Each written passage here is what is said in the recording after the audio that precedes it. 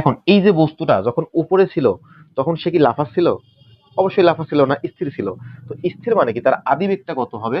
আদিবেগ হবে 0 metre per second. এটা কি আদিবেগ। আমরা কিরকম একটা সূত্র পড়ছিলাম দেখো তো, ওই S equal U T plus half A T square.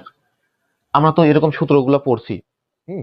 এখন কথা হচ্ছে, আমাদের পরন্ত বস্তু যে সূত্রগুলো আছে, তো ওই সূত্রগুলা আলাদাভাবে মুখস্থ না রেখে এখান থেকেই বের করা যায়। কিভাবে? শুধু যেখানে যেখানে এস থাকবে সেখানে সেখানে এইচ বসাবে, আর যেখানে যেখানে এ থাকবে সেটার পরিবর্তে জি বসাবে। এটা একটা শর্টকাট বলতে পারো, যেন তোমার আলাদা করে মুখস্থ করতে না হয়। আর যদি বস্তুটা উপর থেকে নিচে পড়ে তবে সূত্রগুলো হবে প্লাস, আর যদি নিচ থেকে উপর দিকে যায় তবে যে জি থাকবে তার আগে হবে মাইনাস। তো দেখো এখানে কি আছে, যেহেতু বস্তুটা উপর থেকে নিচে পড়ছে তাহলে আমরা কি করব, এস এর পরিবর্তে এইচ বসাবো, আর এই যে এ যেটা ছিল তার পরিবর্তে জি বসাবো।